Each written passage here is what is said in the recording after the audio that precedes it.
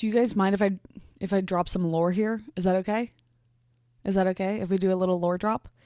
A little lore time, if you will? God, there's so many puns there. They write themselves. They don't. I write them, and I actually want full credit for them. Thank you so much. Hi, my name's Mads. You might have seen me around some other little tiny pockets of the internet, but I'm here now. I'm on YouTube. That's crazy. And I wanted to properly introduce myself, and I figured what better way for me to give you a glimpse as to who I am as a person than to give you some kind of niche childhood lore. Is that all right? Are we okay with that? I have kind of a compilation of stories to share with you today that I do think kind of provide insight as to who I am as a person and kind of like how I got to this point in my life. I think it all just kind of checks out, you know? Okay, my first little story for you, I'm going to title Ramping Up for Success. That's going to be really funny once you hear the whole story. So just bear that in mind. Keep the bear in the back of your mind until you hear the end of the story. And then remember to kind of come back and be like, that was actually really hilarious and kind of clever and witty of her. Our story starts towards the end of second grade. Towards the end of second grade, I go to the dentist. And the dentist informs me and my parents that I have a mild underbite, right? An underbite is typically it's when your top teeth are like behind your bottom teeth. But in my case, my top teeth were just kind of directly on top of my bottom teeth. So it just needed like a little extra push to go over in the right direction. So naturally, this dentist sends me home with a box of popsicle sticks, as medical professionals, of course, often do. And so I was instructed to take the popsicle stick, and every day for like 15 minutes while I was watching TV, I was instructed to put the popsicle stick behind my two front teeth and just kind of be pushing them over in the right direction. I think even then I knew that that's not going to work. I think even then as like a 7-year-old, I was like, I can't be arsed because that's actually not going to work. There's actually no way that a popsicle stick is going to be solving all of our problems here. I think even at 7 years old, I thought this is a little bit foolish. This is a little bit childish. Like, let's get to the good stuff. Like, we're either going to fix this or we're not. I don't know why we're dilly-dallying around with these popsicle sticks, you know? So the popsicle sticks, shocker, don't work. So I ended up having to get something a little bit more intensive, like a little bit more serious. And my dentist was like, great news. Like, this is like a newer treatment for mild underbites. So like, you're a perfect candidate for something like this. They're called composite ramps. And essentially what that means is front tooth extensions. So I had front tooth extensions for 6 to 8 weeks in the summer between second grade and third grade. And, you know, second grade and third grade, like that's a prime time. You know, you're living your life. You're just having the time of your life. I didn't have any responsibilities. I didn't have a job because, you know, third grade was going to be starting soon. So that would be taking up most of my time. What I did have though was front tooth extensions that whole summer. Luckily, my parents, thank God, had the foresight to say, why don't we save this until the summer so she doesn't have to be around her peers with these front tooth extensions. The thing is, I don't remember having any recollection at all of like what was going to be happening because I'd never heard, none of us had ever heard of this before. Like, it's not like I knew other people. It's like, you know, when you go to get braces, it's like, okay, you know what braces look like. So it's like not as jarring. Going to get composite ramps, I remember being like, I have no idea. Like, this is going to be a surprise. Like, I'm going to walk out of here surprised. I don't think I had a full and complete grasp on what it was or what it would look like, just kind of aesthetically. So I do feel like that probably, it should have been more jarring to me than it was. Luckily, I've always kind of walked around with like the unsubstantiated confidence of like a mediocre, unskilled white man. And I think that really shone brightest that summer and between second and third grade because I was completely undeterred by this. Like a little bit of me was like, and I'm still the baddest bitch around here. Like, you know what I mean? Which is crazy with those gnarly ass looking front teeth extensions. But like, I did not let that stop me or hinder me in any way, shape or form. And that's really, really beautiful. I need to channel more of that energy just kind of on a daily basis. I think that would be really beneficial. I remember feeling a sense of like, and maybe I should be a little bit insecure because my mom would my mom would take pictures and she'd be like, what if you smile like this instead? Just fully hiding my teeth. She was ashamed. But I do recall at the end of the summer, we had to put together a poster board, and I was printing out pictures of things that I did that summer to then present to my class. And my mom was like, we don't need to have any of you though. Like, we can just do pictures of like things that we saw. And at that point, I think I was like, yeah, like, and that would be for the best. Like, no one here needs to know about my front tooth extensions. That would be actually the best case scenario. And so I get them installed, ? I don't know. Is that the terminology? Who's to say? It's like not really a real practice, mind you. Now I know that. I didn't know that back then. And the fun thing is like you would think with something that I'm describing as a front tooth extension that it was like the width of my tooth, but it super wasn't. It was like probably half the size of my tooth, maybe a little bit more width-wise, and it was just like dead center of my two front teeth. It was really, really heinous to the naked eye. It did put a hindrance on certain things that I could eat that summer. I couldn't like bite directly into an apple. That kind of sucked. It was just not cute. Capital N, capital C. And throughout the summer, they got less cute because as time went on, basically they were gradually like grinding themselves down by just like general wear and tear. They were supposed to be getting smaller. So by the end of the summer, when I got them officially removed, they were like really, really, really short. Like you could barely notice them anymore. And then the dentist just had to kind of like file it down essentially. And then it was fine. So they're just getting like progressively smaller. They also stained in like not in the same way that real teeth stain. So when I would brush my teeth, obviously my teeth were getting more clean and theoretically the composite was getting more clean too, but it was staining, which is just disgusting. I can't express how kind of like disgusting and unkempt my overall vibe must have been that summer just because of those alone. But I go back to school. I have a bitchin' new overbite, but in a good way. I'm so excited.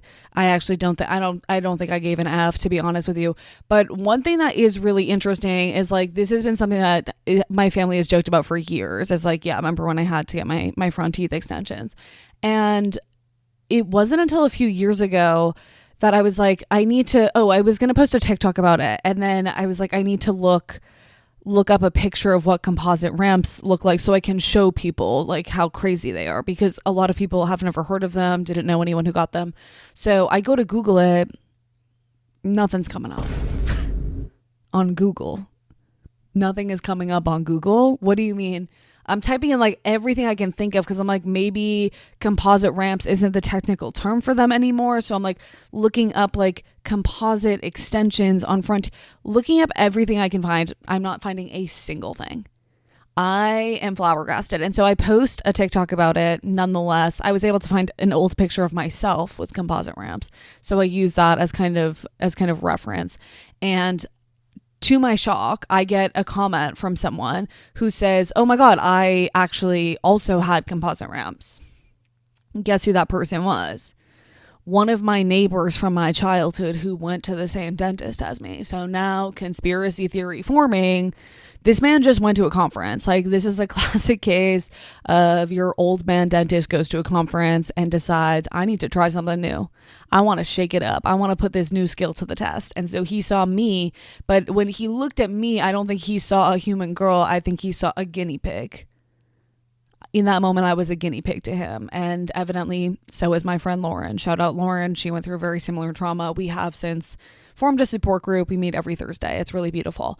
But yeah, so that was really interesting. I also have heard from other dentists throughout the years when I've shared this story that say that is appalling that someone did that to you. And I think, thank you. Like it means a lot to kind of hear from other dentists that like I was wronged. In their professional opinion, I was wronged. And that is really, really validating. And I didn't know I needed that. So Thank you so much for that. Okay, story number 2, I'm going to title That's the Spirit. That's a good one. Again, remember it, circle back to it, revel and bask in my infinite quick wit. This story takes place, I want to say, in like 5th grade. Okay. In 5th grade, I went through a real wannabe theater kid era. And the only thing worse than like being a theater kid is being a wannabe theater kid. I'm kidding. There's nothing wrong with being a theater kid. Shout out. I at that point could only dream. I could truly only dream. And there was this theater company a couple towns over from me, and it was really like intense. Like it was a really highly rated theater company. This wasn't like a local or town production. This was a more established company. This is and this detail is important to make me look like less of a complete and utter loser, mind you, but it was like they meant business. Okay, they meant business, and I really wanted to be in one of their productions. My mom let me audition for this one. It was The Jungle Book, if you're at all familiar. Okay, I go to audition for The Jungle Book. The audition process was insane. Like, I will never forget how intense this audition process was. 3 days. No, I think it was 3 full days. One day was dedicated to singing, one day was dedicated to choreography, and one day was dedicated to like actually running lines and like acting. It was so incredibly intense, especially for someone who, point blank period, had no clue what she was doing. Like I just simply didn't. And now that I think about, do you ever look back and think about things that you did as a child and you're like, I was so brave. I could literally never do that today. Like the fact that I just got up in front of all of these, mind you, very much cooler older kid vibes. Like I was on the younger side for sure. There was probably 40 to 50 of us auditioning. Like it was intense. That's scary. And there I am belting it out. Like what did I even sing? That's a point in my memory that I've blocked out of complete and utter necessity, because I think it would shake me to my core too much to recall that information. But I auditioned, I sang, I danced, I acted my little heart out, and we find out who got cast and who didn't, and I got a role. And it's, again, this is like another important comparison to make between like a local town theater. Like people got cut. Okay. I'm in like 5th grade. People got cut. Like this, like, again, they meant business. Can't stress that part enough. So I get this role, and it is probably the most famous role in all of the Jungle Book. So you're definitely familiar. It's the Spirit of the Jungle. Yeah, you know, there's Baloo, there's Mowgli, there's the Spirit of the Jungles, there's Shere Khan, there's Bagheera, there's like a few other, but Spirit of the Jungle, highly regarded as like one of the most notable characters in the entire musical. I am, of course, lying to you. I didn't know what a Spirit of the Jungle was per se, because what does that mean? What does that mean? It turns out like it's a really, really powerful and beautiful way of saying you're a nobody, but you weren't awful enough for us to cut you, which is silver lining. There's always that silver lining. And so that was I guess nice. I remember when my mom was like reading to me I don't know if it was like an email or something. I don't know how we figured out who got what part, but she was reading it to me. And basically my mom was priming me to understand that like, you're like, yeah, you're going to be on stage probably at some point, but like not really a lot. So my mom was trying to explain to me that like I was a background actor. And I vividly remember my mom being like, maybe you'll be like a monkey or like an elephant or something. To which I should have said to my mom at that point in time, being a background monkey would have been an honor. That would have been an honor. That would have been a massive, massive step up from what I did end up playing, which was a flower. I was a flower. No, a background monkey was actually like a highly revered role. Like that, they were totally separate from the Spirit of the Jungles. Like that was a standalone part. You know, I was just kind of like lumped in with the rest of the flowers. So our costume. So for like months, I don't know how long. That could be a stretch. Maybe probably like 2 months though. I'm going to rehearsals twice a week, and I'm, really taking in, like, what am I learning what am I doing that entire time? I have no idea. I totally blacked it out, probably because it was so insignificant, my part, and then what I was doing there. It was all so insignificant. But I remember as we get closer and closer to like the show dates, we had to get costumes and everything. So my costume was, I had to wear a green t-shirt, green shorts, and then and we had to we had to buy that ourselves. So I buy that. So my only actual like costume piece was a headband with just a giant flower on it. Just a giant flower. I did get to pick my flower, so that was nice, having a little floral autonomy there. It's always so important.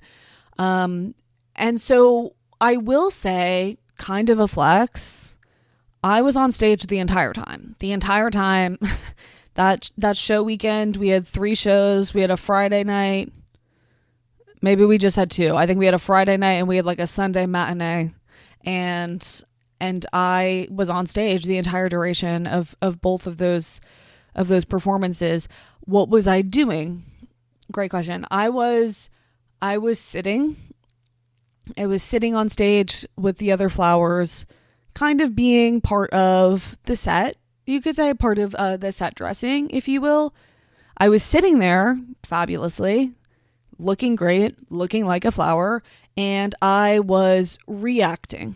That was my job.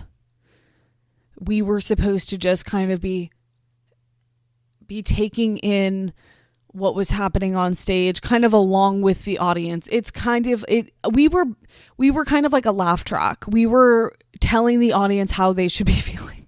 Except I also was like a young child, and I didn't really have the attention span for it because I'm like, okay. I think at certain points I was probably just fully staring into space, like not really present, not really participating, but it's fine. It is what it is. I mean, you cast me as a flower and made me sit on stage for like an hour and a half. What'd you expect? Literally, what did you expect? I did get to sing. We with the whole ensemble, we all sang, right? I think we can all sing, actually. That was kind of the vibe there. So I was singing with everyone else. I was reacting.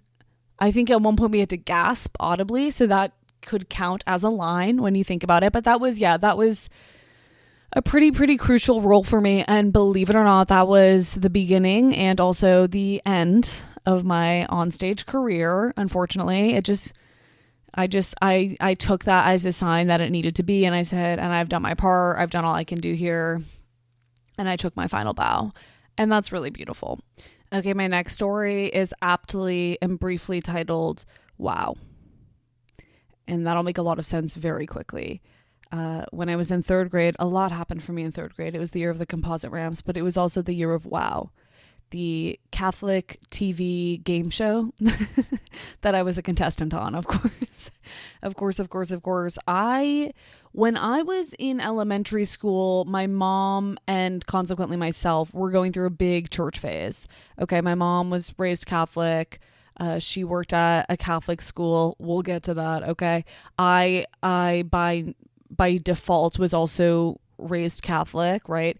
And I got big into the church from a young age because I was in the children's choir. Yeah, that's right. The girl who played a Spirit of the Jungle took it upon herself to join the no-cut children's choir. It's giving very much Suhak energy, actually, but kind of love that for myself. So I was in the children's choir. So every Sunday I would go to the family mass and I would perform in the choir. Did I ever get a solo? We all know the answer to that is obviously so no. But that's fine. It is what it was. Anyways, I had a friend she went to my school, but we also were in the children's choir together, and her mom worked for the church. And so her mom had all these Catholic connections. You know what I'm saying? Like the Pope. Ever heard of him? I'm kidding. She didn't know the Pope. That would have been so much cooler. But no, she knew someone who worked at the Boston Catholic television channel. I don't know what that means. I still don't know what that means. I didn't quite know that it existed.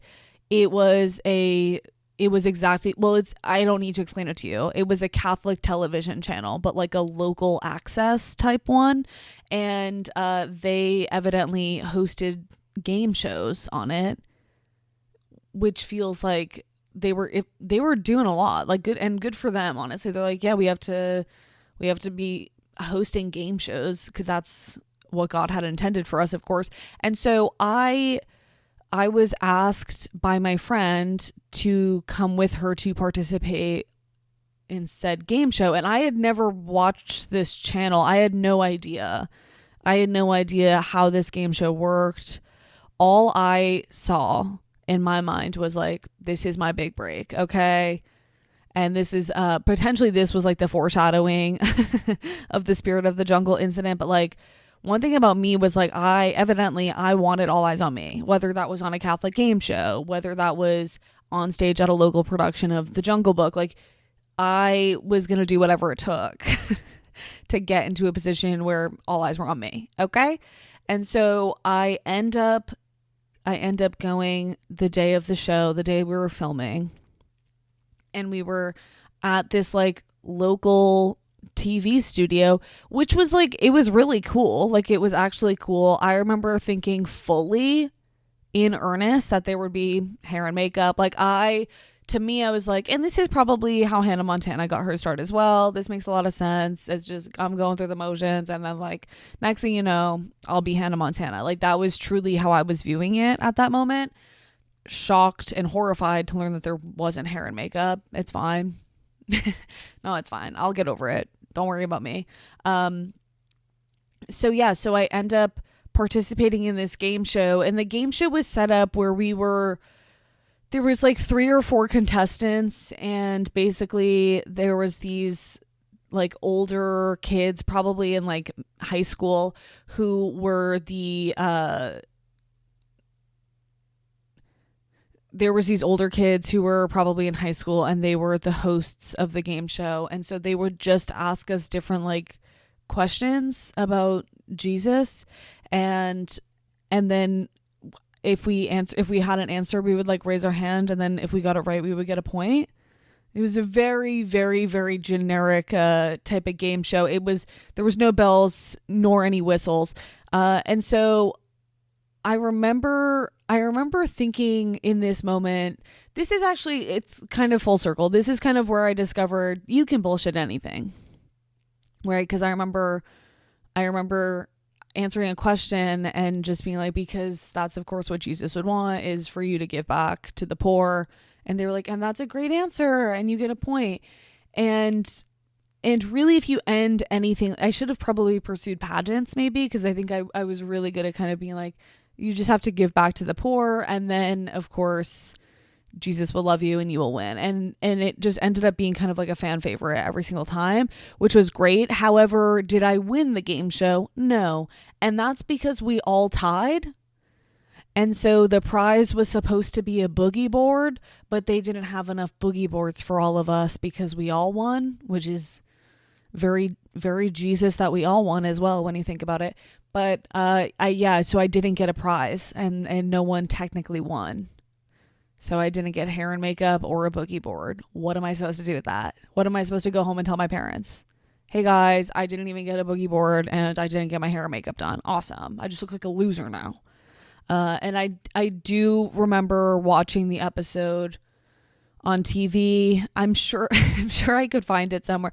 It was a real moment in time. But I do think the kind of beating around the bush and making up your own answer is what ultimately led me to pursue becoming an English major, which is also really beautiful. And I don't know, everything starts somewhere. And I think that's kind of the moral of the story with this one. Okay, this story is titled, Hey, What's Ed Sheeran Doing Here? It's kind of self-explanatory, but why mess with a classic? This story takes place my freshman year of high school. I had a pretty unique high school experience, I would say. I went to an all-girls Catholic high school, and my mom was my assistant principal. So, yeah, I think that really informed who I am as a person. Very, very formative years, high school. And being in that fever dream of an environment, I think really made me who I am, for better and also for worse. And that is quite frankly what it is. No, I had a really good high school experience, all things considered. I had gone to public school up until high school. So an all girls Catholic high school was kind of jarring. But I think it was for the best. In hindsight, good job, Mom. So this story takes place my freshman year of high school. It was, I want to say like January, so it was probably 2013. And Ed Sheeran was popping off. Okay, this is peak A-team Ed Sheeran. Like this is Ed Sheeran was in his prime. Okay, Ed Sheeran was having his moment. He was having his like come up. It was amazing. You had to be there. Oh my God. And so this Boston radio station is hosting this like promotion / giveaway, and high schools could enter this. And the contest was essentially that these high schools had to donate winter coats, because it was winter in Boston, so cold, and they'd be collecting as many winter coats as they could, and then whichever high school donated the most winter coats, that'd be going to various like homeless shelters throughout the city. That high school would win a private concert from Ed Sheeran. Crazy. So our high school enters the contest, and it should be a shock to no one that like a group of teen fangirls won the contest, because obviously we're going to win that contest. I'm so sorry. No one else really stood a chance when you think about it. It's also it's also funny because it's like a group of teen girls revering this male pop star, really for the lyrics. we were in it for the lyrics. You don't get that oftentimes, and that was really the case. Was like we were all so excited for Ed Sheeran to come in, just to like hear his voice and like hear him perform, but like not in like a, with all the peace and love in the world to Ed, not in like a heartthrob situation, just in like a he gets it situation. And that is really, really special, actually. So we're all donating as many coats as possible. So we'd been collecting them at the school, and I don't know how, but we must have been getting updates either from the radio station, because we would have to like tell them how many we had. And it was actually funny because it ended up becoming neck and neck with my high school and then the public high school in the town that my high school was located in. So that was like our rival for this contest, and they had collected equally an obscene number of jackets and coats for the homeless, which is amazing. It's so great that all of this energy was channeled into a really productive and helpful source. But a lot of the girls at my school, actually, they got very innovative, okay? Because it wasn't like, oh, just go through your closets and find a couple coats and hopefully we win. That was not the attitude. This was cutthroat. We had girls from our high school going into Boston, going into the garment district and buying winter coats in bulk to collect and donate so that we could get Ed Sheeran to come to our school. So this was like, we were not messing around. We were not playing. And that's actually it is so insane. It really does go to show that like, if you need something done, like mobilize teen girls. Like I do think ultimately they are like the driving force like in our economy for sure. Like I think that teen girls could rule the world if they could mobilize properly. I really do believe that to be true. It's such a beautiful sight to witness. And so we obviously win the contest, thank God. And Ed Sheeran came to our high school to perform a concert. And I remember so we had like our cafeteria was on the ground level, and then above it was the auditorium. And so Ed Sheeran, we were all in the cafeteria because the concert happened at the end of the school day. So we were all in the cafeteria, and we see Ed Sheeran's like SUV pull up outside because, like I said, we're ground level, and he was going up that door to go into the auditorium to like get ready to perform for us. And I like have pictures because I brought my like digital camera to school that day, because of course I did.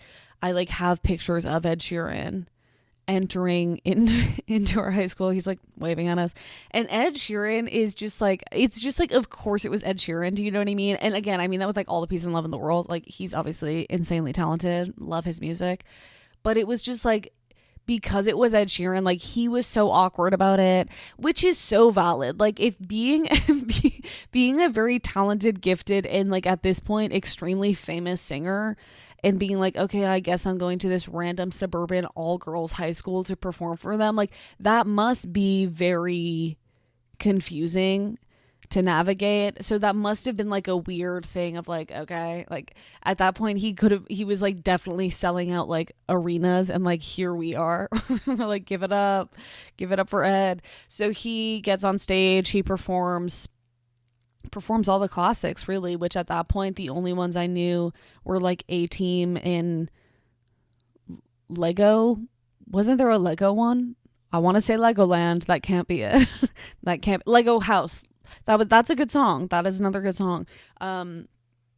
Those are the only two that I really knew. But God, when he sang A-Team, we blew the roof off that church. Okay, because our auditorium doubled kind of as our church. So we really, it was spiritual in a sense, having Ed Sheeran in our house of worship, singing A-Team to all of us. That was a really, really beautiful and kind of spiritually charged moment. So that was great. It was a great time. And that has also kind of forever been one of my truths in Two Truths and a Lie, because Ed Sheeran coming to your high school, kind of random when you think about it. I like wonder if he ever remembers that and is like, what was that time in my career? But moral of the story is, if you attach an Ed Sheeran sized ulterior motive to just doing good and giving back, you'll probably yield better results than if you didn't do that.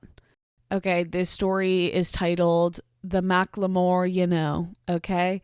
And this one's actually, it's less my lore and Macklemore, my parents' lore, actually. So the year is 2021. My parents and I are sitting on our porch, and my mom tells me, she's like, oh, your dad and I, we got invited to this party next month. And they're telling me about the party. It's like a friend of my mom is hosting this party. She's like, oh yeah, I'm so excited. Like, her kids are going to be there. I haven't seen them in a while. She's like, oh, and guess who else is going to be there? I'm like, who? And my dad's like, Macklemore. Sorry? What's Macklemore going to be doing at this party? Like, this doesn't make sense for so many reasons. This party is in like random suburbia, Massachusetts. Like, what is Macklemore going to be doing at that party? Why would Macklemore be there? And my parents are like, oh, I guess he's like really good friends with so-and-so, the host of the parties, really good friends with so-and-so's son, who's like around the same age as him. Like, they've been friends for a while. So he's going to be in town. So he's going to be coming to the party. I'm like, that's insane. Like, that's so random. It's also so important to remember this was in 2021. This isn't thrift shop Macklemore. Okay. This is like years and years after. This is years and years post thrift shop, if you will. And so my parents are telling me all this. I'm like, that's so crazy. So then like the day of the party comes, and I'm like, oh my God, like today's the day you guys are going to meet Macklemore. I was like, you have to like play it cool. They're like, oh no, like don't worry about it. We will. I'm not like actually concerned that my parents would be like fangirling over Macklemore. I want to make it abundantly clear that's not like a genuine concern of mine, right? So they go to the party, they come home. I was asking them, I was like, so how did it go? Like, how was Macklemore? Like, did you actually meet him? And my parents were like, yeah, we met him. Like so-and-so introduced us to him, but we just, said like, hi, nice to meet you. We didn't want to be chatting him up for too long. I was like, oh yeah, that makes sense. They were like, yeah, no, he was really chill. He was just hanging out with so-and-so's son for the most part. It was nice. I'm like, wow, that's crazy. And that's the whole story. Or so I thought.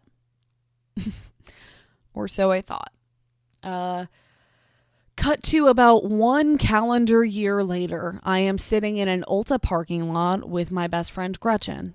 Gretchen and I had just done one of my favorite pastimes, which is drive to Ulta, spend too much time and too much money in there, and then sit in the parking lot for about another hour and a half, just kind of chatting about anything and everything.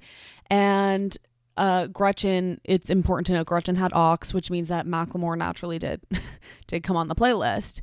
And I was like, you know what? I I was like, I don't listen to enough Macklemore. Like, I just don't, I'm not hearing his voice enough nowadays. And I said to her, I was like, did I tell you that my parents met him? And Gretchen was like, what do you mean? No, they didn't. And I'm like, oh my God, yes, they did. I'm getting like so defensive about it. I'm like, yes, they did. They met Macklemore last year at a party. And Gretchen's like, where, like, whose party? Like, how do they meet Macklemore? And she's like, can't believe it. She's like, you're lying to me. And I'm like, no, I'm literally not. I'm getting literally so defensive. I can't stress that enough. I'm like, they were at so-and-so's party and he's a friend of so-and-so's son. And so they met him at the party. And Gretchen's like, that just like didn't happen. Like, there's no way that happened. And so I was like, oh my God, I'm going to call my mom. I call my mom. I have her on speaker. Okay. I have my mom on speaker. She answers. I'm like, hi, I'm with Gretchen. And she doesn't believe that you met Macklemore. Tell Gretchen that you met Macklemore. And she's like, I never met Macklemore.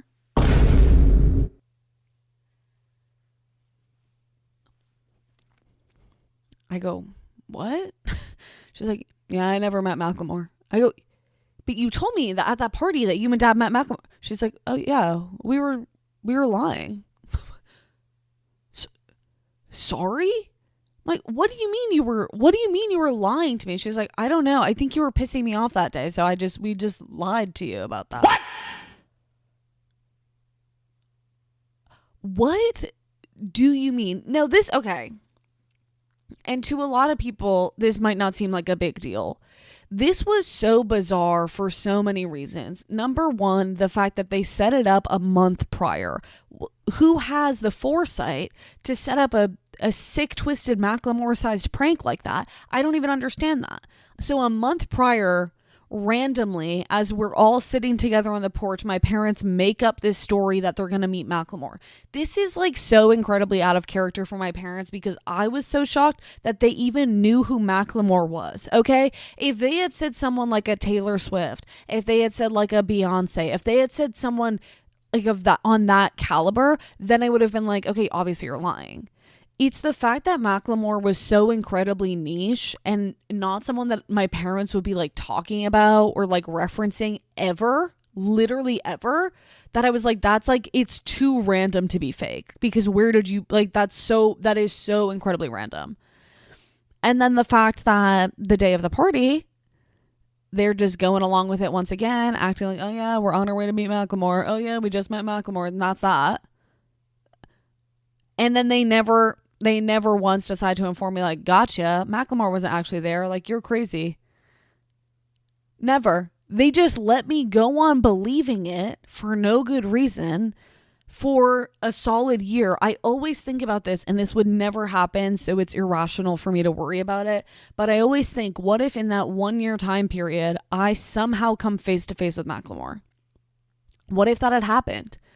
And what if I looked Macklemore dead in his eyes and I was like, oh my God, my parents actually met you at so-and-so's party. He would have been like, are you? He would have been security. Like that would have been, and again, that never in a million years would have happened. So I don't need to worry about it now. But I just have never felt so incredibly deceived. It was the sickest prank of all time. And they pulled it off so flawlessly. I would not describe my parents as like good liars or goofballs or pranksters in that sense. So where did that come from? Where was that during my childhood? Where was all this prankster energy? We could have all been playing pranks on each other. That sounds like a nightmare. I'm glad it was absent during my childhood. Not my parents. They were not absent during my just the prankster energy of it all. Anyways, I digress. I hope you guys enjoyed this little story time compilation. Feel free to subscribe if you want. Like only if you want to. Like you don't have to. Just like only kind of if you want to. And I will see you in my next video. Bye.